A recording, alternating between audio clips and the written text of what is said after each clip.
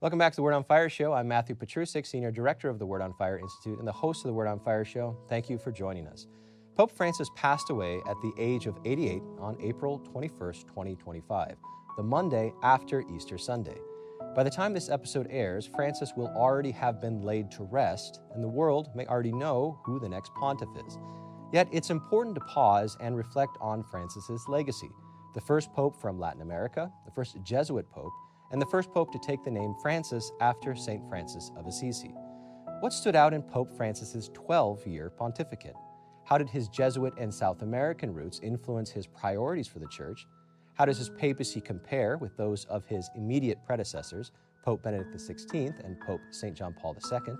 How do popular impressions about Francis, especially those generated by secular media, compare with Francis's actual teachings and record? And what should we continue to champion from Francis's legacy as the Church charts her course into the future? Here to discuss Pope Francis's influence on both the Church and the world, and to share his own personal experiences meeting with the Pontiff, is Bishop Robert Barron.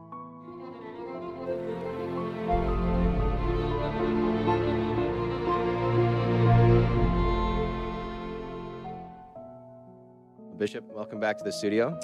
Thanks, Matt. Always good to be with you. Today we're looking at the legacy of Pope Francis, how he's affected the Church and how he's affected the world. But before we actually get into the content of the show, you've actually been very busy lately honoring that legacy. Yeah. So what have you been up to? As we record these words, the Pope died just a few days ago. And so the very day he died, I was on radio and television pretty much the entire day doing interviews. And I've written a couple things assessing the legacy of Francis. So, it's a good time for that kind of retrospective look at his life. And so that's what I've been up to a lot, as well as trying to run this diocese. You gave a mass yesterday, right? I did indeed, yeah. Last night, as we record these words, I had a mass here at our co-cathedral in Rochester in honor of the Pope and praying for the Pope. I told the people, I said, every time you met with the Pope, either individually or as a group, he would always say, pray for me. And then he'd say, I mean it, pray for me. So I told the people, hear those words tonight, is let's continue to pray for the Pope. That's a great bridge to the first question that we have. Yeah. We're going to look at some of the theological dimensions of his papacy and also look at some of his background. But you actually got to meet the Pope on several occasions. What were those encounters like? They were all good. The first time I met him was at what we call Baby Bishop School. When every year in September, usually the bishops named that year gather in Rome for a series of lectures and talks. At the end of it, we meet the Pope. And so he was very generous, with his time. He shook hands with everybody. So toward the end of it, I came up to him with my two brother bishops from Los Angeles at the time, and we were called the triplets. He called us that to Archbishop Gomez. Oh, you're triplets, And so when the first Joe Brennan, now the Bishop of Fresno, came up to the Pope, he said, "I'm one of the triplets of Archbishop Gomez," and the Pope just lit up. And where are the other two? And then we came up, and I really treasure this picture I have back in my house of the three of us. We're all kind of beaming, and I'm shaking hands with the Pope. So that's the first time I met him. And, he knew from the beginning this work I do in media. Because when he saw me, he goes, the one who makes the airwaves tremble, or something like that, And then every subsequent time that I would see him, we weren't intimate friends, but I'd run into him at these different events. He always acknowledged that he knew the work I was doing in preaching and evangelizing. So he was very warm, very generous, gregarious, usually had a joke or a smile of some type. I would speak to him in Spanish, typically. One time, I have this picture in my house. I came up to him, and he just started speaking to me rapidly in Italian. And he's gesturing like this, and I had no idea what he was saying. But before I had the presence of mind to say, like, en español, por favor, santo padre, it was over. You meet the Pope and things move on. So there's this picture, and there I am smiling, and he's like this, smiling, and he's talking to me. So everyone says, "What did he say?" And I say, "I don't know." But the other times we spoke in Spanish, and he was delightful and easy to talk to, and It's also important to recognize before we get into his actual legacy, the circumstances that led to his papacy. Pope Benedict XVI resigning. Super unusual. Yeah, so say a little bit about that. What kind of impact did you notice on the Church having two? I know Benedict was not Pope, but right, having both of them alive at the same time, oftentimes in proximity to each other. Right, and it was certainly peculiar. I remember the morning, I woke up and my cell phone is lit up with messages because the Pope had resigned, and no one was expecting that. And it set up a completely unique situation. It hadn't happened in 600 years, and so no one really knew what to do. I remember questions of, well, what do we call former Pope Benedict? And will he be Cardinal Ratzinger again? And will he live in Rome? Will he go back to Germany? What would he wear? Would he wear a black cassock like a cardinal? So that people had all those questions. And they settled eventually on Pope Emeritus, which was a peculiar new title. He decided to live in the Vatican, dressed as the Pope, except I think for the white mozzetta. He didn't wear that. Yeah. Look, I'd agree with some people that say it did set up a certain confusion or ambiguity. And probably to some degree, Benedict, not willing to do so, but gathered around him a certain opposition to Francis. So I mean, going forward, is that situation the best, that the emeritus Pope would live right at the Vatican dressing as the Pope? I don't know. We could debate that maybe. Let's say a Pope does resign in the future. Would it be better for that Pope to go back to his home country, to revert to becoming cardinal again? I mean, I don't know. We can debate that. I think generally they got along famously, and I think Benedict was very good not interfering with Francis. I think he did, for the most part, retire into prayer and study, and he did some writing, which has come out since he's died. So I think generally it worked out fine, though there might have been some ambiguity about it. So even before Pope Francis did or said anything, he was a Pope of three first. So he's the first Pope to be from the Americas, Latin America in particular, the first Jesuit to be elected Pope, and also the first Pope to take the name Francis after St. Francis of Assisi. So let's look at each one of those in turn and get some analysis. So Bishop, what ways did you see Pope Francis's Latin American roots at work in his papacy? Was that detectable at all to you? Well, I think so. I mean, culturally, ethnically, he's very Italian. Right. He grew up indeed speaking Italian as well as Spanish. And he had very close kind of ties to Italy. So, ethnically, Hispanic and Italian, kind of a combination, I suppose. Culturally, yeah. I mean, when you're formed in Latin America, there's a certain view of economy and of politics. I think it's hard to miss a certain anti-Americanism in Francis, and that probably came from a Latin American formation, a tendency to see, the Yankees up north as kind of a source of mischief economically and dominant politically. I think that certainly influenced him. In fact, he was a non-European, a Westerner, an American. The Vatican people would say they tend to see North and South America as both the New World, America. Sure, I think it would give him a distinctive perspective on things. But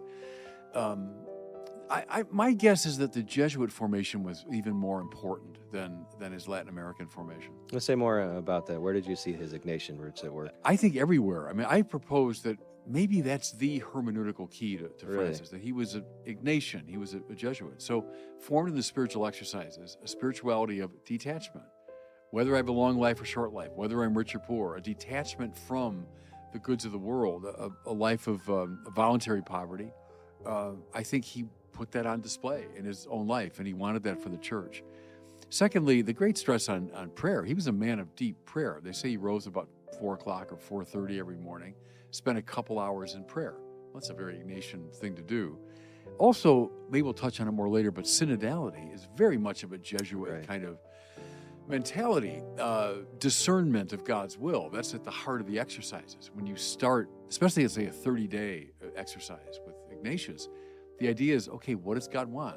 What does God want for my life? And then you, by careful exercises, you discern that. You listen to the voice of God. You learn how to discern. What are signs of God's presence? What are the desolations and consolations involved? And all of that. I think in many ways, if synodality is his great legacy to the church, it was a universalization of the Ignatian, approach. Now, we can say good to some degree. I always remember this friend of mine who's formed as a Dominican, and he once said to me, I think we could use a little less Jesuit discernment and some more Dominican truth. That there's anything you do has a shadow side. And discern, listen, right. listen. Well, how long, Now, to be fair to Ignatius, the point of the exercise is to come to a decision. It's not just to be an endless, discernment. You're meant to come to a decision. Right. Was that happening in the synodal process? That's a question I have, having participated in it pretty intimately. I was there for the 2 rounds of the synod on synodality, and that's the question I have, is did we move sufficiently toward real resolution? Or did it get stuck in the process? Right? Yeah, that's the question I would have about it. And what do we make of the Jesuit Francis choosing the name Francis? Yeah. Well, I remember I was over there 12 years ago doing commentary, and when the name, he's Francis the First. We were calling him at the time Francis the First. And people said, oh, is it Francis of Assisi or is it Francis Xavier, the great Jesuit? Yeah. And so I remember saying, well, I don't know, why not both? And he is a Jesuit, and he talks about the church going on mission, and Francis Xavier is the great missionary. Well, eventually he clarified, no, it's Francis of Assisi. Right. Okay, fair enough. But, he had the Jesuit discernment spirit, but also that missionary spirit. Mm-hmm. And I think that brought him in line with Vatican II, with John Paul II, new evangelization. I think that Ignatian missionary impulse was very deep in Francis. Let's now look at some of Pope Francis's distinctive theological and moral priorities and his style of church governance. So, Bishop, on several occasions, you've described Pope Francis as a master of what you've called the beau geste. Yeah. What do you mean by that? Well, we often comment John Paul II was an actor and had a sense of theatricality about him. I think Francis did too. He wasn't trained as an actor, but he had a sense of beau geste, the kind of beautiful gesture that expresses the Christian faith maybe better than 10,000 words would do it.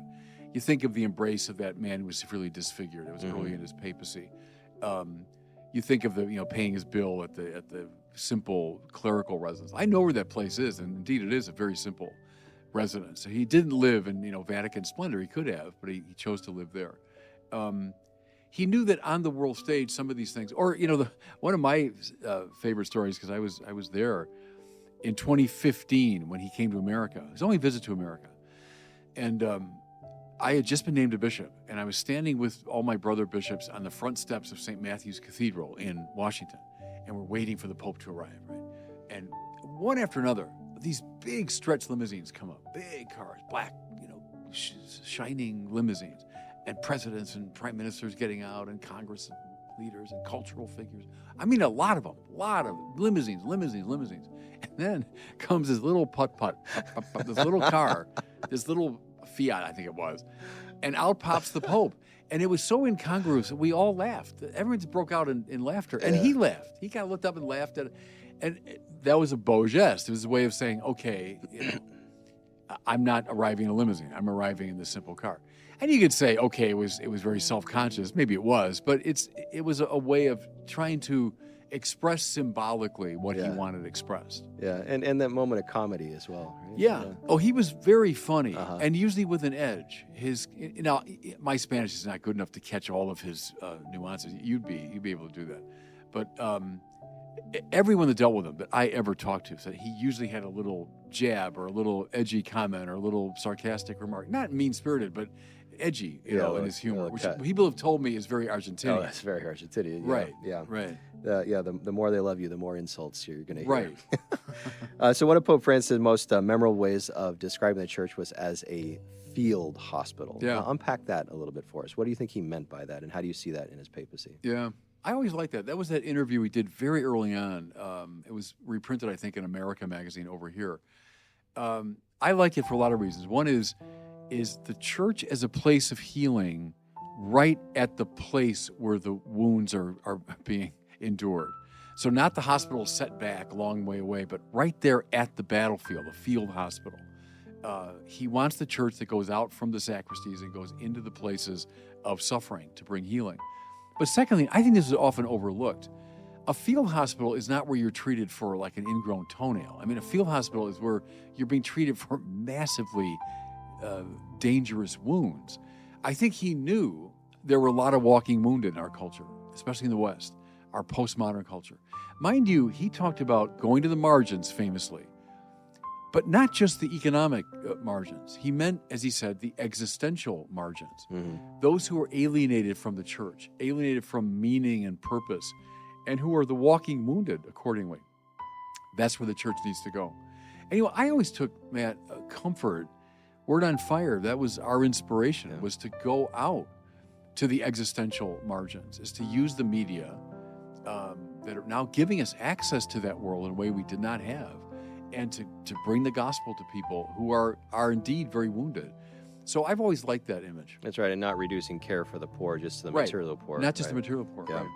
So another one of Francis' ongoing priorities was to prophetically call both the church and the world to avoid embodying what he described as a throwaway culture, and to resist adopting a technocratic paradigm, or as he also put it, a technocratic mentality. What did he mean by that? I like all that. That's all from Laudato Si. And Laudato Si, I think, is a very important document, and it's written off by its critics as, that's the global warming, letter. That's the Pope who's just kind of a Euro left environmentalist. That's not fair to that letter. I mean, quarrel with it, as I do. I quarrel parts of it. At one point in Laudato Si, he mentions mangrove swamps. And I thought, I don't know if we have to get into literally the weeds that much in a papal... Anyway, but it's a document I respect a lot because the technocratic paradigm, he's going after modernity there. Go back to Descartes and Bacon, people like that. Descartes says we have to use our minds to master nature. Aristotle begins with the contemplation of nature. That's a whole different attitude than master nature. Francis Bacon says put nature on the rack and make it give up its secrets. Okay, it's a little aggressive, And what it gave rise to, he thought, was an anthropocentric, very human-centered, technocratic. I'm going to use technology to dominate nature so I can live longer and more comfortably. Okay, now he's not bad-mouthing technology and modern medicine, all that's great. But the attitude that can come to dominate, that we don't respect nature, we're not part of nature. It's not recognized as part of God's good creation, but something for us simply to dominate. That's a serious problem. And there, he does indeed go back pre-modern to people like Francis of Assisi. That's right. Yeah. People like St. Thomas Aquinas, clearly, and the Bible, which has a very strong sense of, I'm not going to call it environmentalism, I'm going to call it a keen sense of God's salvific purpose for all of creation. Right. Yeah. I think that's what comes through most strongly in that letter, and it's really worth reading in our time. And it's important, as you emphasize, that it's not the secular left environmentalism. Right. No, and I think it maybe was co-opted, and maybe there are sections of it that kind of have that overtone, but I resist that. The guy that influenced him there, I know this for sure, is Romano Guardini. Mm-hmm. So the young Bergoglio, he wasn't exactly young, I think he was early 40s, he went over for doctoral studies, never finished them. I know why, he was too old.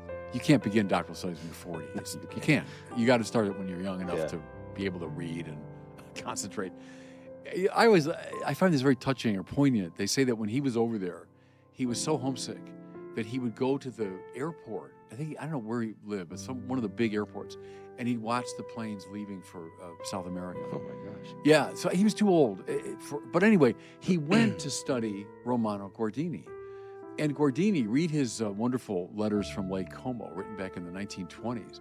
And that's exactly what Guardini is saying, is when he was a young guy going to Lake Como, he noticed how the buildings were very much in rhythm with nature. They weren't invasive. That even the boats that plied the waves on Lake Como were built out of kind of respect for the water. And what he noticed was, with the emergence of this sort of technocratic paradigm, the buildings were much more aggressively on the land, that the boats were kind of slicing through the water. Read Guardini for the details, but I think that's what influenced Bergoglio. And you see it. It's Guardini for our time, is Laudato Si. Another moment in his, or turn of phrase that brought him a lot of criticism is that he just said we have to understand private property in relationship to the principle of the universal destination of goods. And there were some who said, that's Marxism. Yeah, but you're saying, you said, no, it's Thomism. Right? And he's very misunderstood there. There's a Marxist way to handle those questions, but that's not what he's doing there. The principle, as articulated by Thomas Aquinas, is we have a right to private ownership. And the church has always said that. We're not against private property. That's why the church doesn't like socialism or communism. We have a right to private property, private ownership. But in the use of what we own, our primary concern must be the common good. And see, the universal destination of goods means the world belongs finally to God. Right. It comes from God. It's destined to return to God. We borrow it, or we are stewards of it, if you want to put it that way. But like, how the hubris to say, like, okay, now I've spent this money, so now I own this property. Well, I mean, you're going to come and go. Yeah, right. Like, I own this mountain. I mean, give me a break. The mountain's there eons before you, or it'll be there eons after you're long gone. What do you mean you own it? No, it's okay to talk about private ownership, but the use of what we own. It was Leo XIII, who, I quote this all the time, said, once the demands of necessity and propriety have been met in your own life, so think of a father caring for his family. Right, The needs, and it go beyond just need, but propriety, and that's a matter of prudential judgment, But once that's been met, Leo said, the rest of what you own belongs to the poor. That's the universal destination of goods. What Francis did was he extrapolated from the individual to the national level to say that rich nations, yes, have a right to their own, property and economic goods and to protect their borders and all those things that we've talked about. Yes, but a rich nation is also concerned properly for the common good and therefore has an obligation toward poorer nations. Well, for that teaching, he was indeed excoriated as a Marxist, but that's right out of Thomas Aquinas. And we see how the conception of the common good really does not fit into the right-left paradigm, political paradigms. Right, and that's something we bring, I think, as Catholics to the conversation. Well, let's now turn to comparing Pope Francis to his immediate predecessor, Pope Benedict XVI. As I'm sure you've heard, a narrative has developed primarily within the secular media, but not only there, that the right way to understand the two popes in relationship to each other goes something like this. Pope Benedict was a man of ideas, Pope Francis a man of action. Pope Benedict was mostly interested in God's justice, Pope Francis advocated for God's mercy. Benedict was mostly concerned with engaging Europe and other centers of political and economic power in the world. Pope Francis cared more about the political and economic margins. And finally, while Pope Benedict reveled in the material and ceremonial fanfare of the papacy, Pope Francis eschewed those frivolities to live much more humbly. Do you think this is an accurate or fair characterization comparing the two of them? No, and I'll tell you, my example is that movie, The Two Popes, which came out. I had an advanced screening of that when I was in California. And look, it's a movie I admire in many ways. The acting of the great Anthony Hopkins, and what's the other guy that plays Francis? I forgot his name now, the great English actor. Jonathan Pryce, I think. And the settings and all that. It's fun to watch. I'd watch it again just for the joy of that. But I remember sitting in the theater going like, no, oh, come on. I was, because I was with just a handful of other people. Because it was so unfair to Benedict. Yeah. It was fair enough to Francis, I thought, and it gave kind of the backstory of Francis and all that. But Ratzinger was reduced to a crude cipher, to a crude caricature. And you had no sense of one of the most sophisticated intellectuals, but also one of the great spiritual figures of the last 100 years. And you got this impression of this poor broken down old man that lost his faith and needed, Bergoglio to rouse him back to faith again. Come on.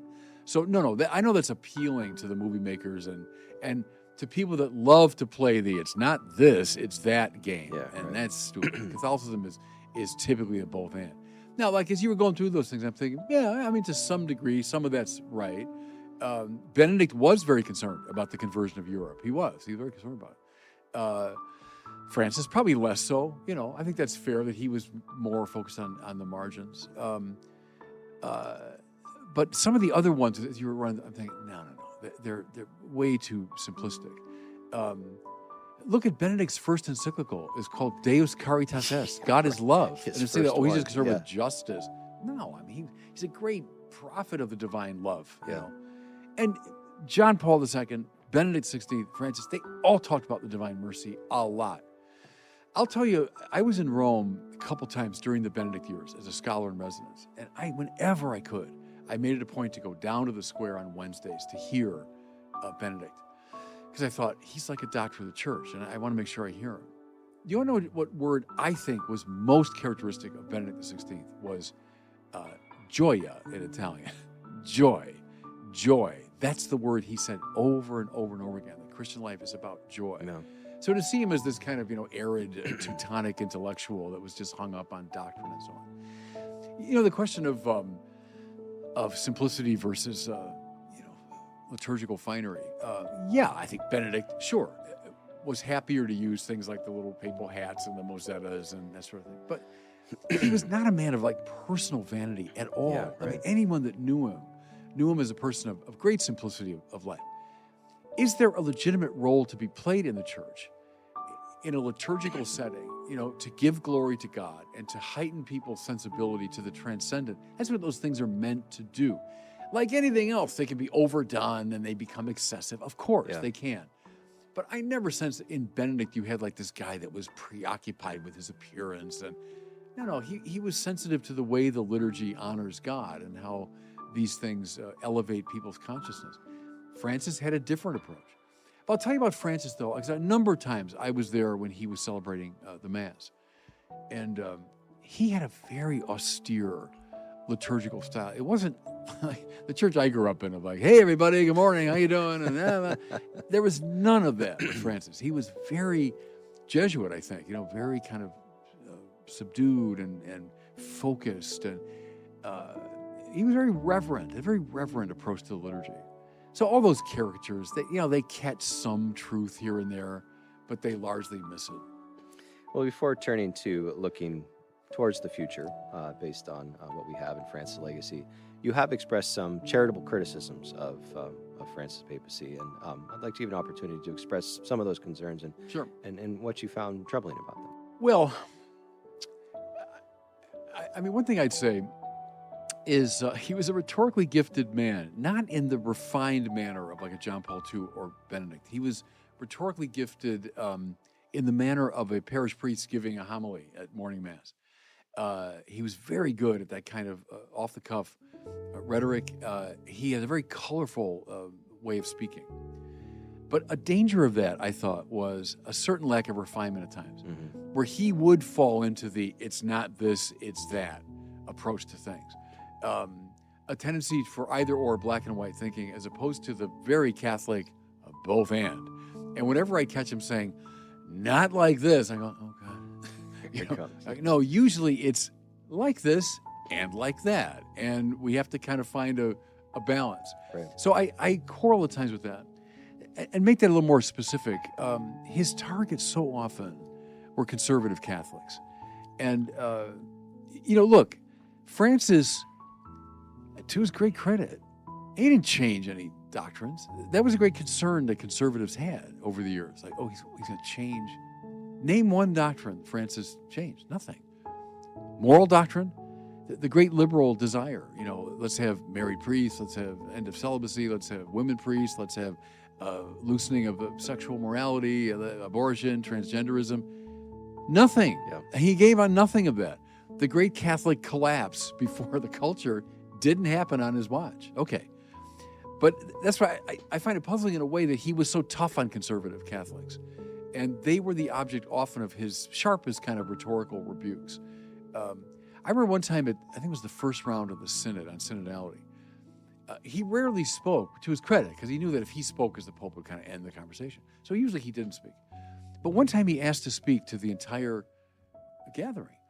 Here's 400 cardinals, archbishops, all over the world, some of the leading people in the church. What he talked about was the young seminarians and priests who were spending too much time at Gamarelli's, which is this haberdashery shop in Rome where you buy hats and collars and stuff. Well, okay, I'm sure there are some young priests and seminaries who are too preoccupied with all the, foo-foo stuff. But I remember at the time thinking, that's what the successor of Peter wants to talk to the leaders of the international church about. Yeah. It just struck me as disproportionate. Like there was a almost preoccupation with the conservative, the rigid, especially young. And I know for sure, I deal a lot with young seminarians and priests, that they were put off by that. They were hurt by that. Remember the remark about little monsters, that the seminaries are producing little monsters. Yeah. And they heard that. Believe me, they heard that. So that's a critique I've had of Francis, that I thought he was way too tough on conservative Catholics. And even though, he didn't undermine the orthodox teaching of the church, but he was tough on conservatives. What do you think of his perception of the American church? He seemed to have a very sort of view of the church that he was certain was in line with the sort of conservative Catholicism you're describing, but it's just was far off from the reality. I don't think he knew it very well, Yeah. honestly. This goes back, Cardinal George, who was my great mentor, died not long after Francis was elected. Francis George died in 2015, so he was like, well, that's 2 years into Francis' reign. And at one time, I remember at the table, he said, he seems to think we, meaning the American leadership, he seems to think that we're just businessmen. This view of like these capitalist Americans preoccupied with money and the cardinal, he wasn't angry. He had this puzzled look like, where's that coming from? And doesn't he know, in fact, it's a pretty vibrant church, and there's a lot of life in the American church, especially among young people. Right. And he must have known too that, let's face it, the more living parts of the church are the more orthodox ones. You look at the Church of Germany or other countries in Western Europe where a liberal Catholic model has come to hold sway. They're dying on the vine, I used to say at the Synod, I said it many times, why are we preoccupied with the German church? Why don't we look to the Nigerian church, which is flourishing in every way? 94% of Catholics go to Mass on Sunday, seminaries bursting, evangelization proceeding apace. Why aren't we looking to the Nigerians saying, hey, what are you doing right here? So there was this kind of preoccupation, I thought, with the Western, liberal sort of model, when in fact the American church had lots of signs of life in it. So yeah, I sensed that, with him, and it bugged a lot of us. We thought, he doesn't really understand the American church that well. He came precisely once to visit. And I remember he said on that trip how surprised he was at the crowds that received him. And we're like, why would you be surprised? Exactly. You're the Pope. This is a vibrantly Catholic community. Of course they're going to come out in great numbers. So the fact that he was surprised by that, we thought was surprising. And there's nothing wrong with having an entrepreneurial spirit within the church, right? I mean, coming from Word on Fire, there's many groups that have been founded here that are doing great work that do embrace that kind of spirit of creation. Right. And, and I also understand that there were some wealthy Catholics in our country, that were a little reluctant to be giving a lot of money when the Pope was so kind of relentlessly critical of like American capitalism and so on. It deserves critique, as we were saying earlier. Of course it does. But yeah, there was, I think, and I would say born of the South American experience, a certain suspicion of the U.S. Well, before we turn to our listener question, to draw our conversation to a conclusion here, what do you think from Francis's legacy is something we should preserve moving forward? A lot. I think the church that goes out from itself, which I think is right out of Vatican II. It's Lumen Gentium. It's Paul VI. It's John Paul II. It's Benedict. He continued. I heard with my own little ears at the Ad Limina visit with the California bishops when he said, the key to my papacy is Evangelii Gaudium, right? The joy of the gospel. His letter, cleverly titled, by the way, it's combined Evangelii Nunciandi of Paul VI with Gaudium et Spes of Vatican II. Evangelii Gaudium, and he said, that's the key to my papacy. Good. I think it puts him right in line with his predecessors. Also, I would say, Matt, he's the Pope of mercy. The fact that his favorite word was misericordia. Misericordia, mercy, mercy. If John Paul called us to heroic sanctity, which he did, he himself was a saint, and he was a hero, and he called us appropriately to be heroes of the faith. Good. But, and I saw this firsthand in seminary work, what do you do when you can't live up to that? And that's all of us sinners, right? You can't live up to that. You need the field hospital. You need the healing balm of Christ. You need the word of mercy. And I think that's how I read like John Paul and Francis together. It's now time for our listener question. Today we have John from London asking about how to deal with regret from the past, especially in our older years. Dear Bishop Barron, my name is John from London. As an older person, how does one come to terms with regret for mistakes and decisions which cannot be changed? How can one look forward rather than beating oneself up all the time? Thank you for Word on Fire. Yeah, thanks for that question. I don't know precisely what kind of regret you're talking about, but one great grace we have in the Catholic Church is confession. And so we've done something in the past that we regret, confess it before the Lord, and then let go of it.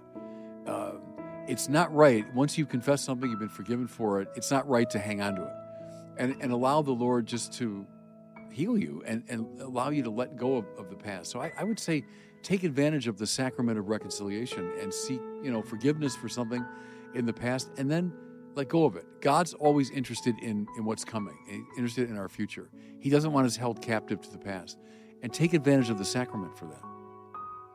Well, thanks so much, John, for reaching out to us. If you would like to ask Bishop Barron a question for a future Word on Fire show, please visit askbishopbarron.com. That's askbishopbarron.com. As always, we really love to hear from you. All right, Bishop, we're at the end of the conversation. Another excellent one. Thank you. Well, thanks, Matt. That does it for us today. Thanks for joining us on the Word on Fire show. If you're interested in learning more about how Word on Fire can help you grow closer to Christ, become a better evangelist with and for others, and work for the common good, consider joining the Word on Fire Institute. Check us out at institute.wordonfire.org. That's institute.wordonfire.org. See you next time.